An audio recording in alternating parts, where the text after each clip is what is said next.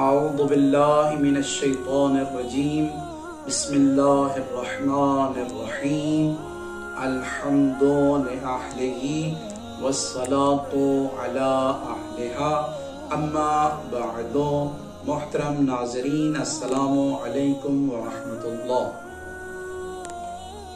दर्से तफसीरुल कुरान रहमत के इस महीने में जारी व सारी है। आज के इस दर्स में हमने सूरह मुबारका अल-फातिहा की आयत नंबर 4 के बारे में कुछ गुफ्तगू करनी है, चंद गुज़ारिशात आपकी खिदमत में पेश करनी है। इरशाद परवरदिगार होता है, औज़ु बिल्लाहि मिनश शैतानिर रजीम, बिस्मिल्लाहिर रहमानिर रहीम। मालिकी यौमिद्दीन, यानी रोज़े जज़ा का मालिक है। तो सबसे पहले हम इस आयत में अल्फाज की तरफ तवज्जो करते हैं। उनमें से पहला लफ्ज है अद्दीन। दीन यानी जज़ा का नाम है। दीन यानी इताअत के माने में इस्तेमाल किया जाता है और बतौर इस्तिआरा इसको शरीयत भी बोला जाता है। इस आयत मुबारका के अंदर इस बात को बयान किया जा रहा है कि कायनात का हकीकी सरपरस्त अल्लाह की जात है। रोज़े जज़ा सजा वही अल्लाह ही देने वाला है। अब अल्लाह चाहे तो मुजरिम को सजा दे या अल्लाह चाहे मुजरिम को माफ कर दे। ये सब चीजें अल्लाह की कुदरत में है। यहां एक सवाल पैदा होता है नाज़रीन इकराम। वो सवाल ये है कि जब पूरी कायनात का मालिक अल्लाह है तो फिर इस मलकियत की तखसीस आखिरत के साथ क्यों दी गई है? क्यों कहा गया मालिक यौमिद्दीन?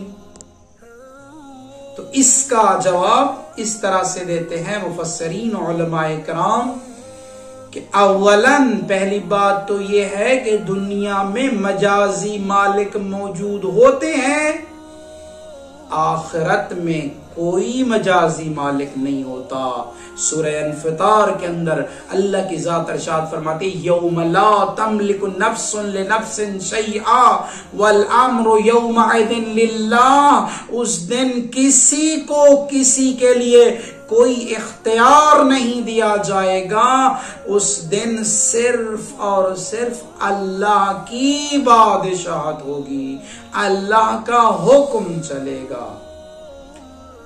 अव्वलन सानियन, इस दुनिया के अंदर अल्लाह की मलकियत, अल्लाह के मालिक होने के मुनकिर मौजूद हैं और आखिरत में कोई मुनकिर मौजूद नहीं है।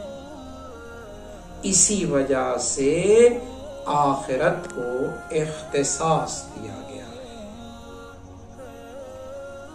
अगर इंसान रोज़े जज़ा का कायल हो जाए तो इंसान की जिंदगी पर इस अकीदे के गहरे असरात नजर आते हैं। इसलिए कि इस अकीदे से दुनिया की कदरों कीमत मिलती है और इसमें पेश आने वाली सख्तियों की तोजी मुयस्सर आती है। जिंदगी सकून व इत्मीनान, सब्र व इस्तेकामत से गुजरती है और इंसान नाइंसाफियों को देखकर मायूस नहीं होता।